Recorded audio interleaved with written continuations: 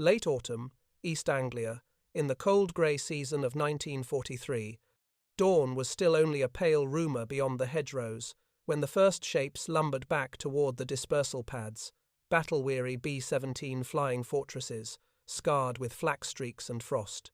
The cold had a taste that morning: engine smoke, damp earth, and the bitter tang of burned aviation gasoline drifting low under a sky the colour of lead solder. Staff Sergeant Frank Red McCloskey, line chief of the 324th Squadron, stood with a clipboard clenched under one arm, collar up against the wind, eyes narrowed. Red had been raised in the Dakota Plains, where winter could kill slower than German flak but just as certain. He knew a wounded machine by sound alone. And this morning the fortresses were not limping, they were gasping. The first B-17 rolled to a halt with its number 3 prop feathered. Black streaks, thin and finger-shaped, ran aft from the cowl where someone in flight had scraped away soot with gloved hands. A tired crew chief waved chocks forward, while the right cyclones wound down in coughing spasms, like exhausted animals. Something oily and sharp burned in the air. The second fortress came behind her, and the coughing was worse, like a man strangled by his own lungs. The number 2 engine burped, shook, and backfired with a gut-punch thud that echoed around the revetments. The third ship shuddered in, its belly streaked with ice and its exhaust stacks white-frosted instead of heat-blued. All 3 aircraft carried the same silent confession: altitude trouble. Red's pencil hung still over his board. He did not yet know mechanism, but he knew pattern. He had seen fortresses come back shot through, limping on a single engine, leaking glycol and prayers, but these planes looked unshot, merely starved. Power was there one moment at altitude, then gone. That was what frightened him. The German could be understood. Mechanical betrayal. At 30,000 feet. That was a new enemy. Number 3 cut out above 20,000. The first pilot called down from the hatch, voice hoarse, cheeks wind-burned raw. Manifold just. Fell off a cliff. Felt like I ran into a wall. Red nodded, jaw tight. Mixture? Full rich. Carb heat on. Even tried cycling. Nothing. Just choked. Same from ship 2. Same words. Same stunned tone. Choked. By the time the third crew dropped from the hatch, flight boots slipping on frost-crusted steel, Red had stopped writing. His mind had already drifted north back to briefing rooms filled with chalk dust and to the black-bordered casualty rolls after Schweinfurt-Regensburg. Too many empty bunks since that mission. Too many toothbrushes left untouched, names scratched from lockers. If the forts could not hold formation at altitude if they sagged from the combat box, then they might as well paint bull's eyes on their tails for the Focke-Wulfs. He leaned closer to the third pilot. Temps? Cold enough to freeze a brass monkey, the lieutenant muttered, rubbing his gloved hands. Passed through a supercooled mess over the Zuida Z.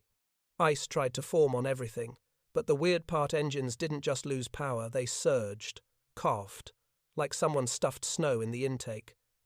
Red's spine prickled. Surging meant airflow interruption. Fuel-air ratio going wild. The turbo-superchargers that made the B-17 king of the high-sky General Electric masterpieces, spinning hotter than any kitchen stove back home, needed clean air, compressed and cooled through intercooler cores. If moisture hit those cores just right and froze, they would not cool. They would choke. Intercoolers turned into ice bricks meant strangled engines, plunging power, feathered props, and bombers falling out of formation like pigeons shot off a wire. The crew chiefs got to work.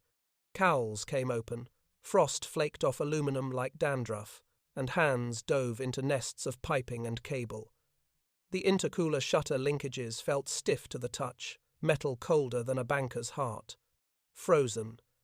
And behind the shutters, a thin glimmer of rime white sharp crystalline, ice where breathing should be. Red swore under his breath, barely louder than the ticking of cooling cylinders. The manuals had warned of such conditions: supercooled layers, moisture freezing on intercooler fins faster than the warm air could dry them, but warnings were one thing, reality another. The engineering drawings back at right field may as well have been scripture. Scripture, however, did not unchoke an engine at 25,000 feet with Messerschmitts diving like falcons. A young lieutenant from operations came jogging across the hard stand, flight jacket half-zipped, clipboard in hand.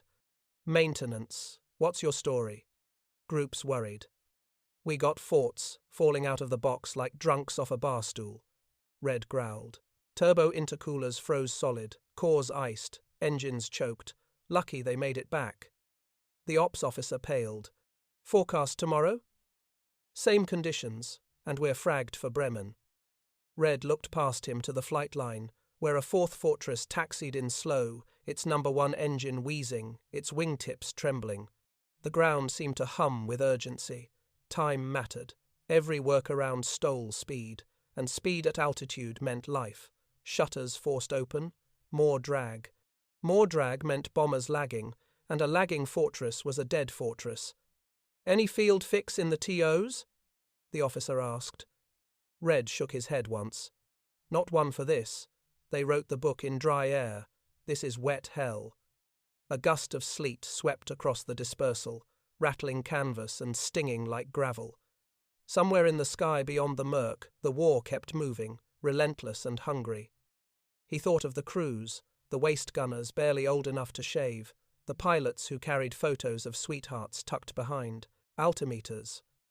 Every engine that failed at altitude was not just machinery, it was 10 men suspended over the North Sea with frost on their eyelashes and flak bursting like steel tulips. Red rubbed his palms together, thinking the way only mechanics think, with fingertips, with memory, with the ghost feel of wrenches in cold hands. "A fix exists," he murmured, more to himself than anyone. Maybe not official, but metal talks if you listen. He walked toward the boneyard at the far end of the field, where stripped carcasses of fortresses sat like frozen bison skeletons on the plains.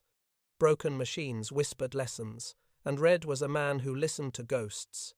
Somewhere in that pile lay copper tube, mesh screen, alcohol lines, things logical men would not combine, but which desperate crews might live because someone did.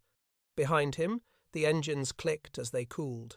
The wind moaned along the hard stand, and in the distance a bugle sounded for fallen aircrew, a thin note, swallowed by cloud and sea mist. Red didn't look back. He had no time for mourning. Not today, because somewhere, high above some future target, a fortress would breathe or it would choke, and he intended to make damned sure it breathed. Chapter 2. The Junkyard Sermon, the search for a fix, to 900 words. The scrapyard at the edge of the field was where dead fortresses went to confess. Tails snapped by flak, wings twisted by ditching accidents, nacelles blackened by runaway turbos. It was a graveyard of aluminum saints. Frost clung to everything, silvering the broken bones of warbirds. Staff Sergeant Frank Red McCloskey stood amid the wrecks like a surgeon walking among corpses, gloved hands buried deep in pockets, breath steaming in the air. He could hear the flight line behind him waking again, ground carts coughing alive, armourers swearing, fuel bowsers rumbling, but out here time slowed. Machines did not lie. When they failed loudly and honestly. Men might flatter themselves that war was romance and duty.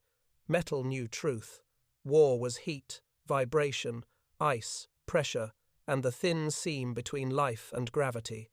Red ducked beneath a cracked wing spar and reached into the gutted belly of a cannibalized B-17. His fingers found the copper coil he half-remembered alcohol de-icing line from an older intercooler setup, a design briefly tested, then discarded when engineers chased performance over reliability. "Ain't you a forgotten blessing?" he muttered. The idea had sparked during debrief like a match in dry tinder. Intercoolers froze because moisture condensed on fins and flash froze. Pilots had alcohol de-ice for props and carburetors. Why not intercoolers? Because no one had built it, the manuals would say. Because engineering boards needed tests, memos, authority. Because the War Office did not approve improvisations that could shave 100 feet per minute from climb. But ice did not read memos. Ice and killed men. He dragged the coil free, dusting off flakes of paint and frost. He would tap the existing alcohol reservoir, tee the line, Feed small jets toward intercooler intake throats. Bleed warmth and antifreeze vapor into the very spot where rhyme tried to grow. Not elegant, not clean, not by the book. He grinned faintly. Not by the book keeps boys breathing. A voice behind him cut the quiet. You planning to resurrect that heap or baptize it? Red turned as Tech Sergeant Benny Klein squeezed through the fuselage ribs, nose red from cold, cigarette clinging to his lip by stubbornness alone. Benny handled carburetors like a violinist handles strings, delicate, precise, and with profanity bordering on art. You forget the brass hates surprises? Benny asked. Red lifted the coil. You forget brass doesn't fly combat boxes? Benny thought, scratched his jaw, then nodded. So what's the sermon? We plumb alcohol lines into the intercooler mouths. Benny blinked. You want to feed booze into the turbo-air path? Hell, Red, why not pour whiskey into the fuel tanks while you're at it? Red tapped the coil. Tiny mist, upstream, on command. Warm mix hits fins, ice dies, turbo keeps breathing. And if pressure surges? If we flood the ratio? Red's breath steamed again. Then we adjust, or we bury our crews when they fall out of formation tomorrow. Benny stared. The war had aged his eyes more than his face. You think the officers sign off? No. Headquarters? Not in a week, not in a year. Benny exhaled smoke into the cold. So, we do it quiet. Red nodded. We do it fast. 2 hours later, in Bay 5, Fortress Tail number 8269, Charlie stood stripped and open-bellied, her wings dripping meltwater like a winter-killed hawk thawing too slowly. The crew chiefs watched warily as Red spread parts across a canvas, tarp tees, clamps, safety wire, scavenged hose, small drilled, brass nozzles tapped by hand. The flight engineer for the ship, Staff Sergeant Joe Morales, hovered like a nervous parent. Major Donnelly signs forms for anything, touches my girl. She ain't a girl, Red said. She's a furnace that throws 10 men against gravity every morning. And right now the furnace catches pneumonia above 20,000. Morales swallowed. You sure this won't? Red shot him a flat look. You want to fly tomorrow? Then trust the men who keep you from becoming fertilizer in some Dutch field. Morales closed his mouth. He trusted them. They all did. Mechanics did not wear wings, but no one doubted they held up the sky. Benny cracked knuckles. Who's running the line to the panel? I am, Red said. 1 extra toggle switch. Mark it ice kill. Benny smirked. Subtle. Red grinned, thin and tired. I write poetry at night. They crawled, bolted, swore, cut fingers on sharp cowling edges, and fed lines like in veins through ribs of aluminum. The air tasted of oil and cold metal, and the floor vibrated when engines down the line coughed to life for run-ups. Morales finally exhaled. Test, Red nodded. Run it. Benny flipped the toggle. The pump hummed. Mist hissed faintly at the intercooler mouth, just enough to smell alcohol's sharp bite. Red pressed a bare finger against the copper warm, flowing steady. Morales stared. Damn, you think this saves us? No. Red wiped his hands. You save yourselves. This just gives you a fighting chance to do it. Night settled solid and heavy over East Anglia. Lanterns glowed in the maintenance bays like tiny chapel candles. Red sat on a crate, exhausted but alive with restless energy. He knew what he had done. He also knew someone, somewhere, would call it reckless. Unauthorized modifications were court-martial bait, but tomorrow morning fortresses would claw into the sky again, and German fighters would not wait for a Thaverleich committee. Benny dropped beside him with 2 tin mugs of bitter mess hall coffee. You think the old man finds out? He will, Red sipped, after it works. And if it doesn't, then we freeze like the rest. The wind moaned outside the hangar. Somewhere a chaplain's voice carried over the dark, offering evening prayer for crews who would roll at dawn. Red's fingers tapped the coil resting beside him like a talisman. Those boys up there, he murmured, voice rough. They fly because we refuse to fail them down here. Benny raised his mug. To stubborn ideas and stolen copper, red clinked tin, and to crews who'll never know we did it. Tomorrow the rain would freeze again. Tomorrow the forts would rise again. And God willing, tomorrow they would breathe. Dawn did not break so much as bleed across East Anglia, thin light straining against slate cloud. The fields rhymed in rime ice like a kingdom carved from pewter. In the briefing, huts, coffee steamed in tin mugs, and men squinted at maps under yellow bulbs. Bremen, heavy industry again, flak belts like spines of iron waiting, but on the hard stand, beneath frost-stiff canvas covers, a different tension hummed one no chalkboard could list. 8-269. Charlie sat primed with her secret vein-work, copper curling through her belly like contraband hope. Staff Sergeant Frank Red McCloskey stood aside as crew chiefs pre-oiled engines, warming them slow, gentle, as if coaxing reluctant giants awake. Crewmen filed out, flight jackets tight, parachutes thumping like stone hearts against ribs. Joe Morales, the flight engineer, stopped beside Red. "We're going to try your trick." "You'll use it only above 22,000, Red said quietly. "Short bursts. Don't drown her." Morales flashed a nervous grin that didn't reach his eyes. "If I drown her, I won't be around to apologize." The pilot, Lieutenant Tommy Henshaw, 22 years old, and already with lines etched around his eyes, no youth deserved, extended a gloved hand. "See you this afternoon." Red shook it. His hand felt like carved wood. "You better." Henshaw climbed. The hatch clamped shut, engines fired one by one cough-choke bellow, and the mud shook beneath the exhaust thunder. The fort's turbos shrieked faintly as they spooled, a banshee hidden inside steel. Red watched the formation taxi. Even after all these months, the line of fortresses, rolling nose high, still looked like a procession of old cathedral guardians lumbering toward the sky. He touched the copper coil hidden in his tool satchel, a habit now, like clutching a charm. "Hope the brass doesn't hang us if it works," Benny muttered beside him. "If it works," Red replied, "they'll pretend they ordered it." A mechanic's humor thin, resigned, sharp as safety wire. The bombers lifted in thundering succession, wheels hanging like talons until they clawed, past the hedgerows and tucked under. Climb angle set, wings wagging in the pre-dawn gloom, they turned east, toward Germany. Toward the crucible. Red and Benny retreated to the maintenance office, where a battered field phone waited. Static crackled on command radio, but ground crews knew better than to huddle around speakers. That way lay madness. Better to work, to polish tools, to sort spark plugs, to pretend the sky did not hold their brother's lungs in its frozen fist. Hours crawled, frost melted and refroze on hangar roofs. The motor pool dragged chains across the mud for traction. One generator died and Red fixed it absent-mindedly, muscle memory filling gaps where thought had fled. At 10:47 hours, the first call. 324 maintenance come in. Red's spine locked straight. 324 here. Silence, then a voice, thin from altitude and static. Henshaw. "We're at 24. Hit a cloud band that looked like death.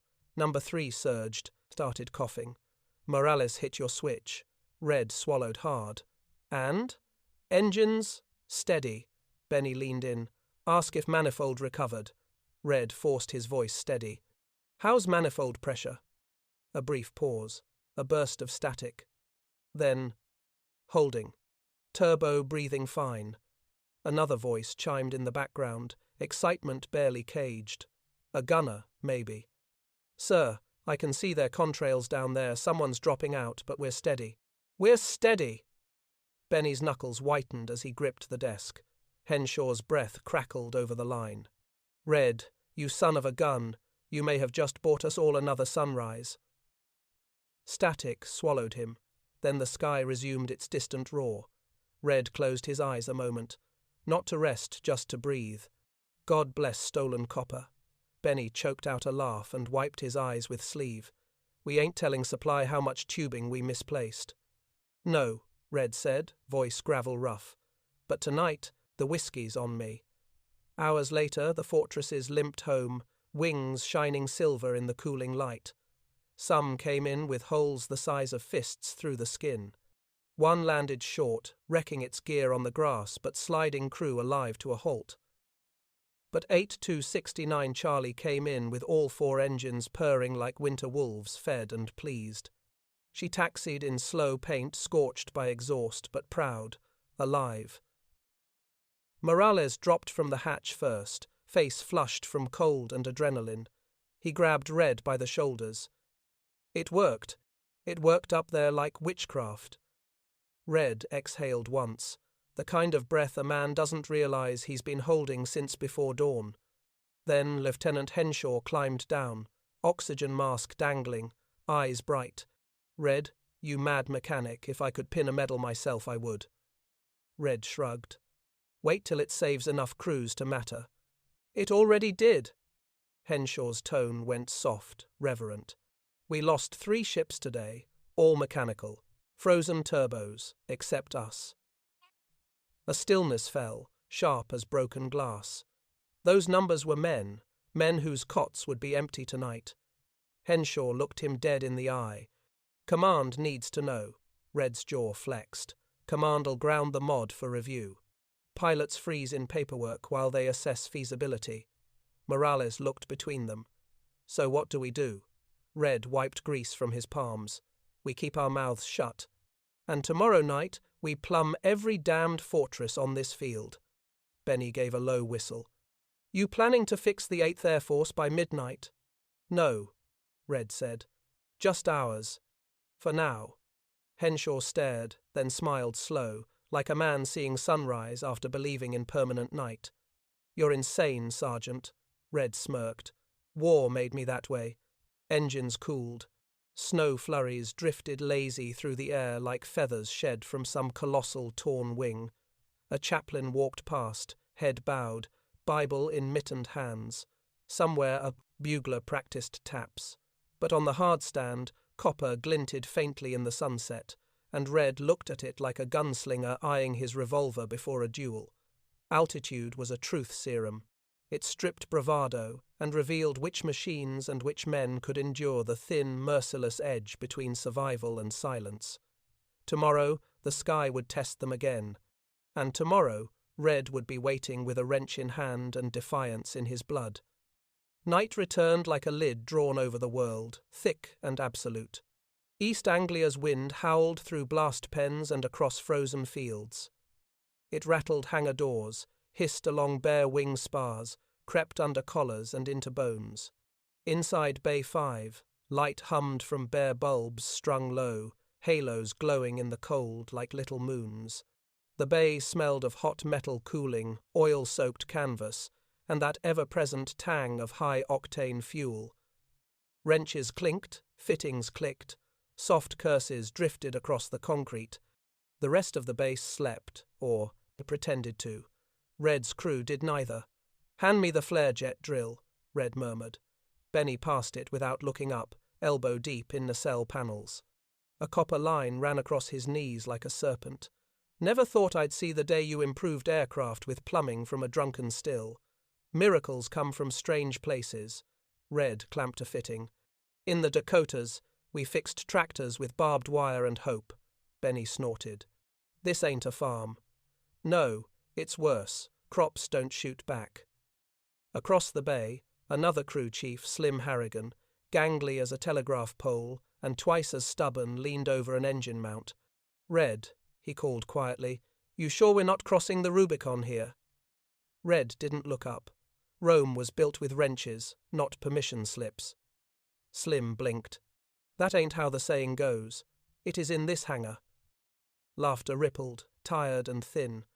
Fear lurked under it like a shadow behind a curtain. Every man here knew the stakes. They were slicing into aircraft the Army Air Forces considered sacred. Manuals had words for mechanics like them: unauthorized modification, insubordination, disciplinary action.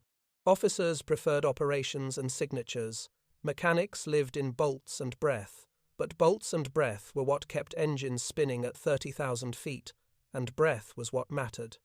Line tight? Benny asked. Snug as a miser's purse, Red replied. Hit the pump again. Benny flipped the jury-rigged toggle. The small pump buzzed. A faint hiss kissed the cold air. The copper line trembled like a living vein. Vapor curled at the intercooler throat, disappearing instantly. Slim whistled. You sure that ain't gonna turn whole engines into fireworks? Red brushed frost off the nacelle. I'm sure that doing nothing will turn crews into tombstones. Silence followed. A few nodded. No one spoke again for several minutes. Word spread slowly, as most dangerous truths do. No memos, no briefings, only whispers carried in pockets like contraband cigarettes.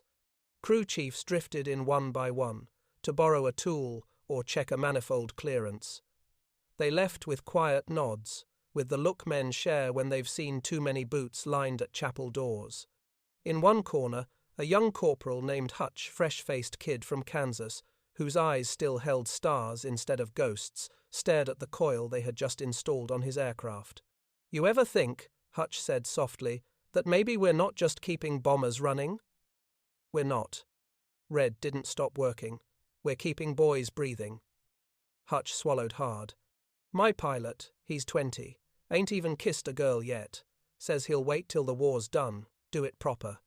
If this helps him get home, I'd solder the devil's teeth if you asked. Red paused just long enough to look at him. You'll get him home if sweat and stubbornness count, for anything. Then he tightened the last clamp. Fire her up. Engines roared to life one by one, shaking the concrete, rattling tools on benches. The bay lights flickered. Vapor hissed again, warm against the freezing air. The bomber breathed. It was enough. At 0 to 200 hours, the hangar door banged open. Boots scraped. A voice barked, "What in hell's name is going on in here?" Lights froze. Men froze. Even the engines seemed to quiet in guilt. Major Donnelly strode in, coat unbuttoned, chest broad enough to dock a Liberator wing on, old bomber pilot, felt cold in his bones. He scanned the bay-open nacelles, copper tubing, men caught mid-sin like altar boys with pocket flasks. Red wiped his hands on a rag. Evening, sir. Donnelly's eyes narrowed. Air Corps regs say maintenance ceases 2200 hours unless authorized. Benny whispered out the corner of his mouth. We authorized each other. Red elbowed him silent. Sir, we're addressing cold weather performance issues. Donnelly stalked forward, lifting a length of copper line with 2 fingers. This looks like moonshiners' plumbing. No, sir, Red said. Moonshiners are tidier. A few snorts slipped before men strangled them. Donnelly exhaled through his nose. I heard chatter on command net today. One ship rode clean through ice at altitude. Said the intercooler system behaved unusually. Red said nothing. He felt suddenly very aware of Air Corps regulation. Article 192. Unauthorized modification of airframe systems. Subject to disciplinary action, up to court-martial. Finally Donnelly spoke again, voice low. What I want to know is this: did my boys survive because of something you did? Red met his eyes. Yes, sir. And if I shut this down? Then tomorrow, Red said quietly. We bury more. Snow hissed outside. Engine heat steamed off metal like breath from a living thing. Major Donnelly stared at them down another long moment, measuring, weighing, deciding whether to crush or command. Then he grunted. If anyone asks, you're performing field preventative anti-icing maintenance per technical judgment. And if anyone wants names, I never saw a damn thing. He stepped back. Carry on. Boots turned. Door slammed. Silence held one beat too, then the hangar exhaled as if oxygen had returned after suffocation. Benny wiped sweat from his brow, though the air bit cold. That, he whispered, was the closest I've been to execution since the time I almost dated a Red Cross nurse with a colonel brother. Red allowed one exhausted chuckle. Get back to work. Dawn crept again, bleak and iron-coloured. 10 fortresses stood at readiness now, each carrying hidden copper lifelines like saints carrying relics. Red leaned against a cowl, grease in every crease of his hands, bones vibrating with fatigue. Benny sat beside him, head tipped back, eyes half closed. "You think history remembers people like us?" Benny asked. Red shook his head slowly. "History remembers who drops the bombs and who fires the guns." A pause. Then, softly, "But the dead know who kept them flying." Engines coughed awake. The ground trembled. Another mission, another crucible of ice and flak and fate. Red pushed upright. "Let's see if our ghosts hold again today." Because tomorrow, and the next day, and the next men would rise into the thin killing air, and a line of copper stolen from dead planes and bent by tired hands might decide whether they ever touched earth again. The dawn strike that followed carved across the grey sky like a blade. War never waited for men to rest. It simply demanded that they be ready. And on that frigid morning, as ground fog clung to runways and frost crackled under boot soles, the fortresses lined up once more, 8 engines apiece, 32 cylinders per bird, and 100 souls trusting metal and luck. Red watched, from the edge of the hard stand, arms folded tight across his chest, his breath fogged in bursts. He wasn't praying mechanics didn't pray. They checked torque tolerances in their heads and remembered every bolt they'd turned in the dark. They trusted sweat more than angels. 10 ships now carried his illicit veins of copper and hope. The first B-17 lifted, heavy and reluctant, wheels finally shrugging into the air like tired shoulders. One after another, they clawed skyward. At altitude, the air was thin, cruel, unforgiving. It stripped warmth, slowed blood, and punished mistakes instantly. But today, Red hoped, it might meet something new, quiet defiance built by grease-stained hands. Benny stood beside him, chewing on a toothpick like a nervous mule. "They clear the coast yet?" Red checked his watch, though the answer wouldn't be in gears and springs. "If they're on time, they're hitting the channel now." Benny's throat bobbed. "Iceband sits right, over there today. Forecast says worse than yesterday." Red nodded. That was the test. That band of supercooled cloud over the North Sea, like a ghostly minefield, would decide whether they'd built salvation or loaded a firing squad for their own. News didn't come all at once. It bled back in scraps radio fragments, cryptic operations chatter, a runner with half a grin who heard something but nothing confirmed. Red spent the day pacing like a caged wolf, hands itching for a wrench that couldn't fix fear. Near midday, a supply corporal burst into the hangar. They punched through the ice layer clean. Red froze. Benny's toothpick dropped. "What?" Red asked. Corporal grinned like a man who'd seen a miracle. 8269 Charlie reports all 4 engines at full manifold through the freeze band. 2 other squadrons fell out, ours stayed tight. Radios crackled with cussing and disbelief. Red's knees didn't buckle, but something inside him, loosened the kind of release a man feels after holding a barbell far too long, joints screaming, spine locked. Benny slapped his shoulder, hard. "Red McCloskey, you crazy, copper-stealing son of the prairie." Red cut him off. "Save it. Mission's still on. They gotta come back." Because victory didn't mean takeoff, it meant landing. Hours dragged. The runway shimmered under afternoon haze, oil streaks gleaming like scars. The control tower's glass flashed occasional silhouettes as controllers paced, waiting for the returning swarm or what remained of it. Then, engines. Deep, distant, rolling like thunder but steadier, disciplined. 1 dot, then 3, then 10, then, dear God, full formations. Holes in wings, chunks missing from stabilizers, edges ragged as torn canvas, but flying, alive. Morales's bird led the first flight in. Her nose art, Liberty Bell, was chipped and faded, but she taxied in proud. Her exhaust burned clean, no sputter, no cough, no flame belch. When her wheels stopped, the crew didn't wait. They spilled out like breath from a drowning man breaking the surface. Morales found Red first and crushed him in a half hug. "Smoothest climb through ice I've ever felt. turbo purred like a girl at a USO dance. Lieutenant Henshaw hopped down next, oxygen mask still dangling. "Red," I told the boys, "if this war ever runs on stubborn genius, you'll be chief of staff." Red merely pointed at the nacelles. "Engines don't lie. They tell us if we guessed right." Morales gestured toward the horizon, where more damaged forts limped home. "Guess right? Hell, our boys called us a damned icebreaker in the sky." A ground sergeant jogging past yelled. 3-2-4 kept formation tighter than the colonel's haircut. Benny turned to Red, voice softening. "How's it feel to outrun physics and paperwork in the same week?" Red let out a breath that melted days' worth of dread. "Feels like someone up high is going to be angry when they hear. And alive crews don't care."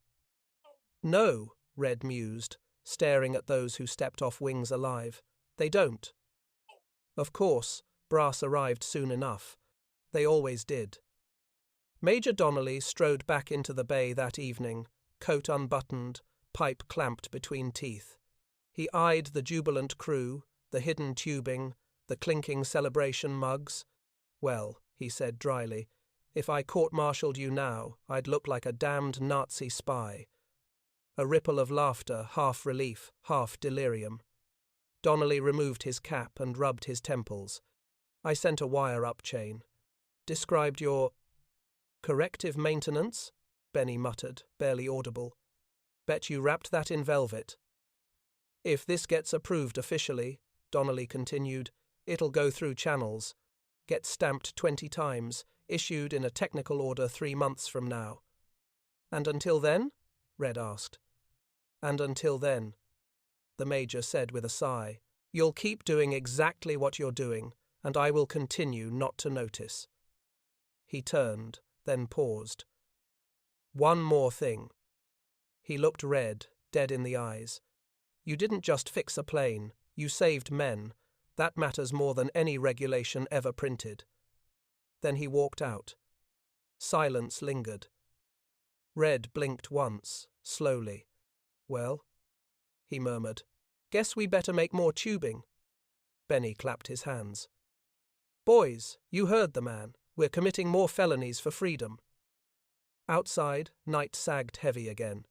Engines slept. Snow whispered along runway edges, and Red, leaning against a warm cowl, closed his eyes for a beat not to rest, but to remember what mattered. Steel could be replaced. Paperwork could be forged. Rules could be bent. But breath had to be earned, saved, protected. And today, high above frostbitten Europe, 10 fortresses breathed because a mechanic refused to accept winter's verdict. Tomorrow would bring more ice, more flak, more boys hanging their lives on thin copper veins hidden under aluminum skin. But tonight, just tonight, they had won a piece of sky back, and engines honest and loyal had told the truth. The following morning, East Anglia greeted them with a biting fog, the kind that thickened your lungs with every breath, coating everything in white silence. The hangars were still warm from the previous night's engine tests, but that warmth felt like a fading memory as the ground crews moved swiftly in the bitter cold. Red watched them, half in reverence, half in exhaustion. It had been only a day since they had proven that his junkyard fix worked, but now the airfield seemed to be holding its breath, waiting for the next big test. Today, Red wasn't just the mechanic anymore. He was a bridge between two worlds, the cold, mechanical world of engines and the much warmer, much more dangerous world of aerial warfare. He knew that at any moment that fragile balance could snap.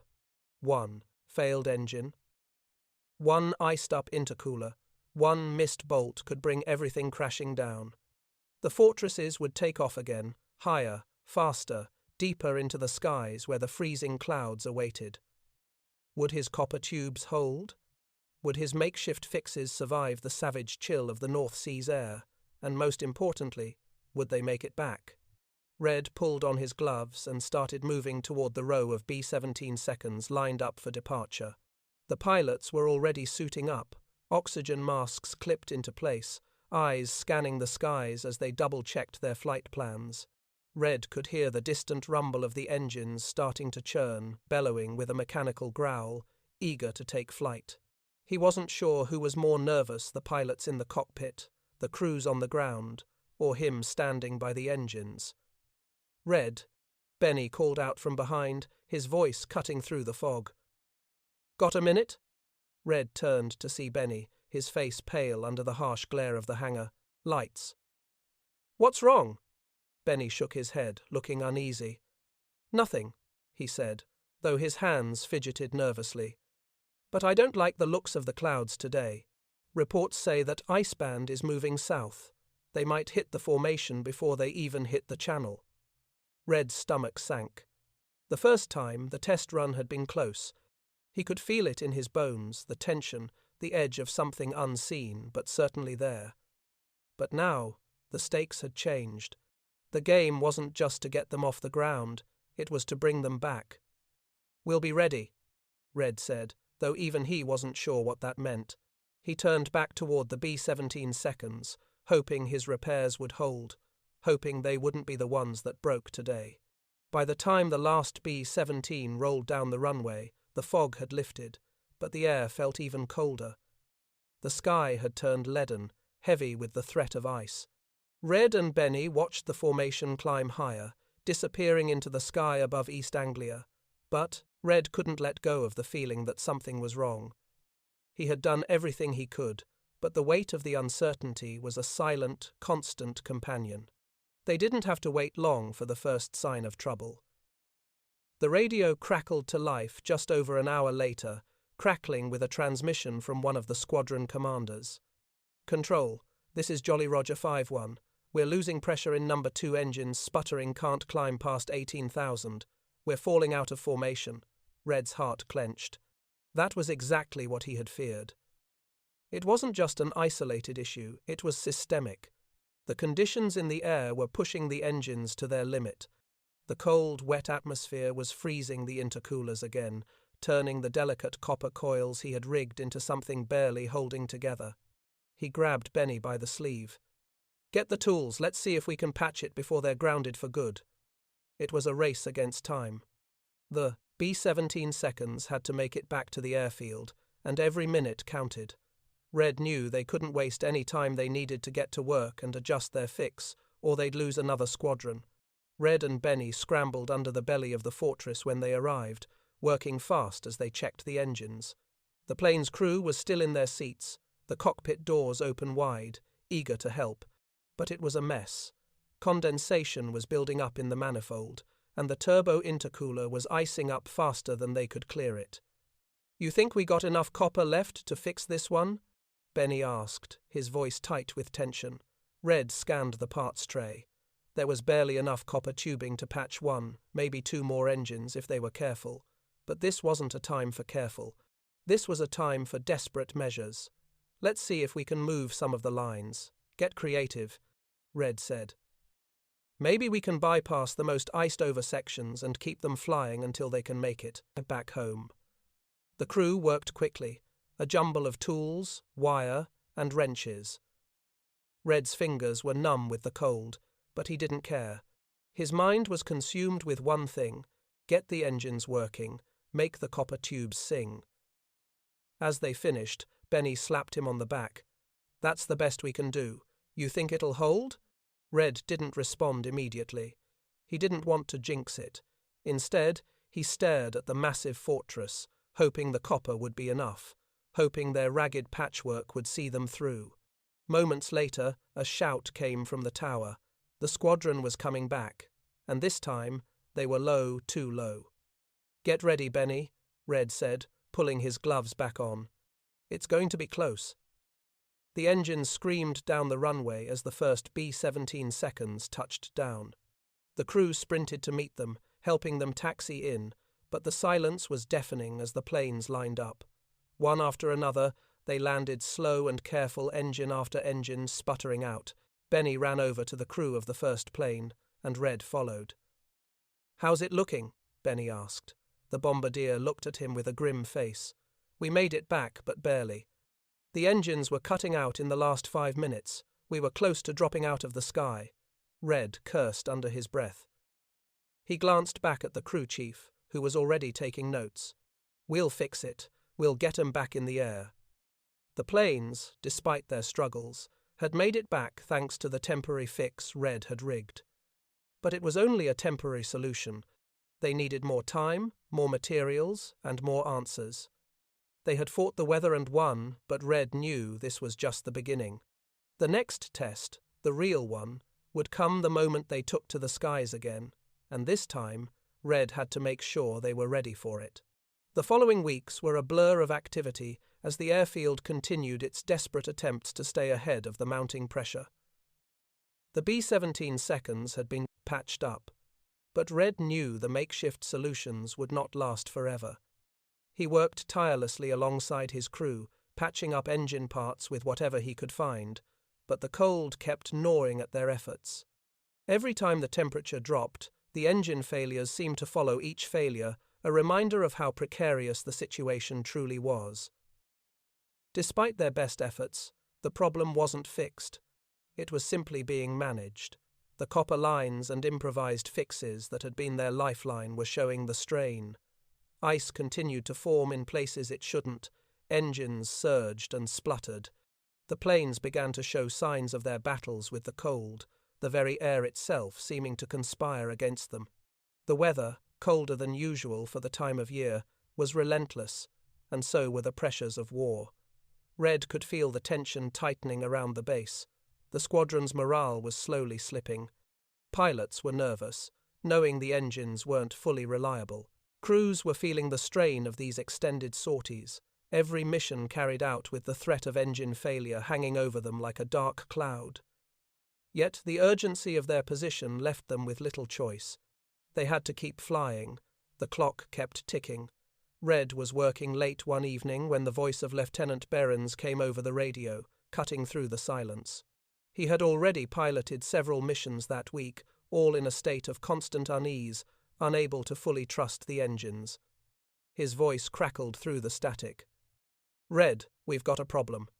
The B-17 Mighty Mo has engine trouble mid-flight, number 2's failing again. I don't know if we can make it back to base if we don't get this patched, and we're 20 miles out.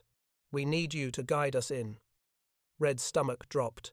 He could already hear the urgency in Behrens's voice, a sound he had come to recognize all too well, the sharp edge of fear. He quickly grabbed his tools, his heart racing. There was no time for hesitation. "Don't worry, sir, we're on our way," Red said, voice steady despite the adrenaline pumping through his veins. Benny, always at his side, was already gathering supplies.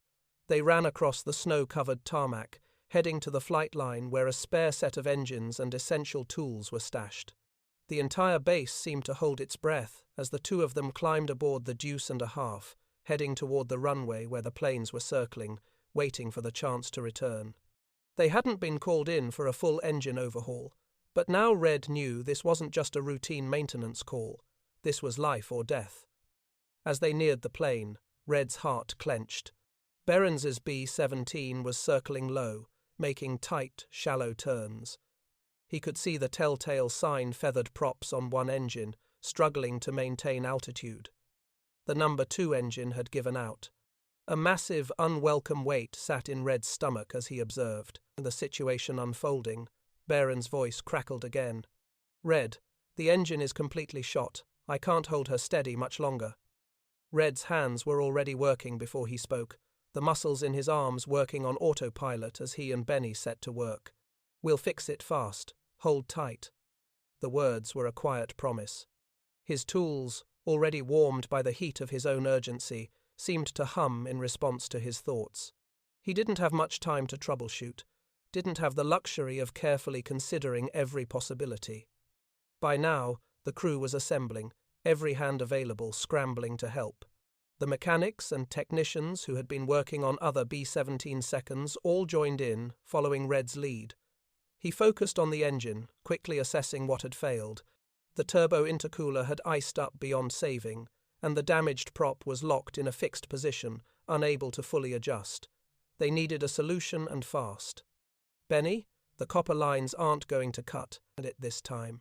We need a bypass and a power dump valve." Get the spares quick, Red barked, his mind already moving faster than his hands could keep up. On it, Benny replied, already off, racing toward the parts locker.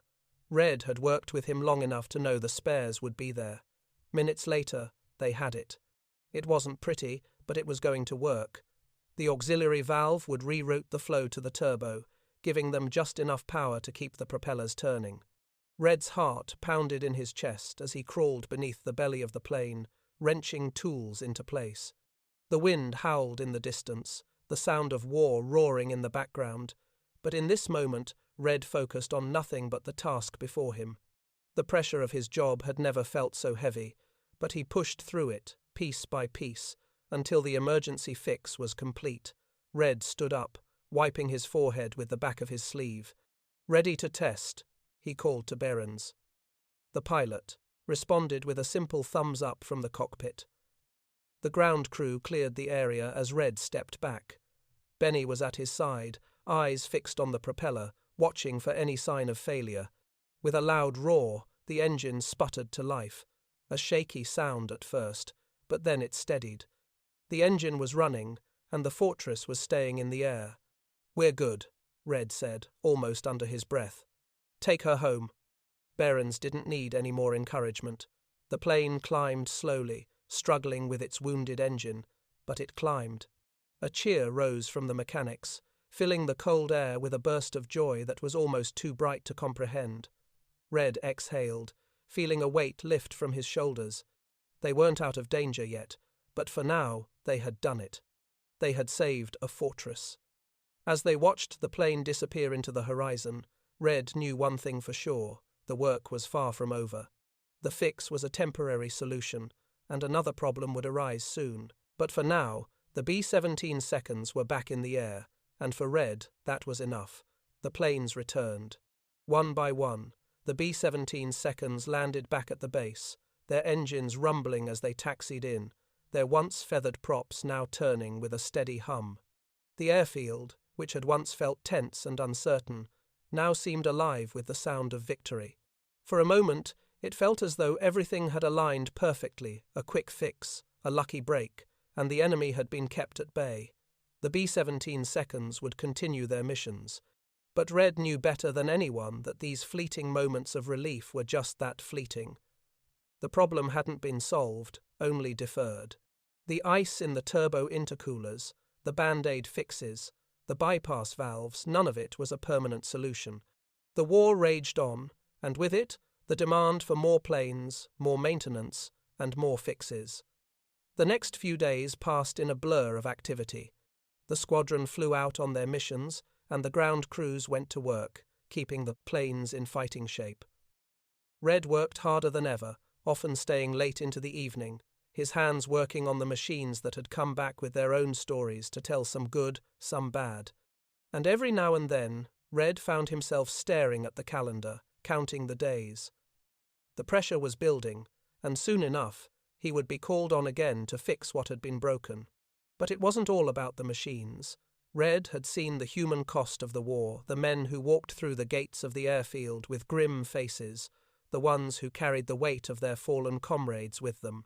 Every plane that left the ground had someone aboard who was ready to give everything, and some of those men wouldn't come back. It was on a cold morning, just after dawn, that Red's worst fear was realized.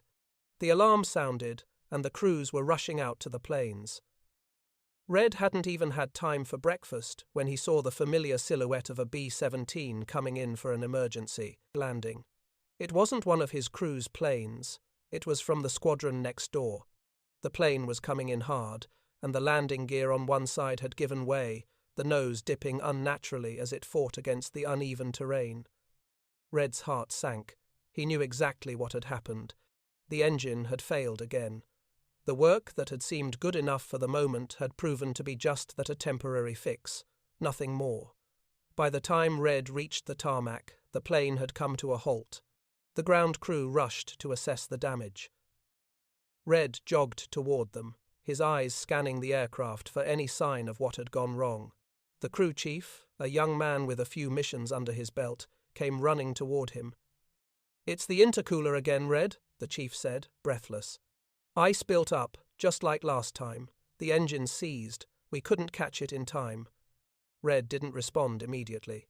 He could hear the hum of the other B-17 seconds as they flew past, heading out to complete their missions. They didn't know what had happened to this plane. They wouldn't know until they got back. "Get the tools," Red said, his voice firm. "We'll fix it here." The crew scrambled into action, pulling out equipment and preparing for the repairs. Red could feel the cold biting at his face, but the urgency was enough to keep his focus sharp. He went to work, his hands moving in practiced rhythm, but even as he did, he couldn't shake the weight of the situation. Each time an engine failed, another life was at risk. And this time, Red knew that it could easily be one of his own men. The problem wasn't just about the machines, it was about the lives of the people who depended on them. He had always known that, but today it felt heavier than ever. "Red, the valve's cracked," Benny called out from beneath the wing. Red glanced up, catching sight of his friend's face, tired, worn, but determined. "Let's get it swapped," Red replied, his voice steady. But inside, his mind raced. The clock was ticking, and every second that passed meant the risk of failure was growing. This was no longer just about maintaining planes, it was about saving lives. The crew worked quickly under Red's direction. He was the anchor, the one who knew how to make the impossible possible, but even he was starting to feel the strain. The fixes were becoming more difficult, more complicated. The ice wasn't going away. In fact, it seemed to be getting worse. With every passing day, the cold continued to bite harder, and the planes were showing it. The constant cycle of repair and flight was wearing on the men, and Red could feel it too. As they finished the repairs on the B-17, Red stood back and wiped the sweat from his brow. The work was done. The engines were running again, but it didn't feel like enough. It never would be. "Let's get her back in the air," Red said, his voice hoarse. "We can't afford to waste any time." The crew chief gave him a nod. "She's ready." But as the plane lifted off the tarmac and climbed into the sky, Red's heart remained heavy. The work was never done. It wasn't just about getting the planes back in the air, it was about ensuring that those who flew them could make it home. And as long as the war continued, that responsibility would rest squarely on the shoulders of people like him. There was no glory in what Red did, no medals or fame. But he knew, as he watched the B-17 seconds disappear into the distance, that his work was far from over. The sky would continue to be filled with bombers, each one carrying the hopes and fears of those inside. And Red would keep fixing, keep fighting, keep pushing back against the cold, as long as it took.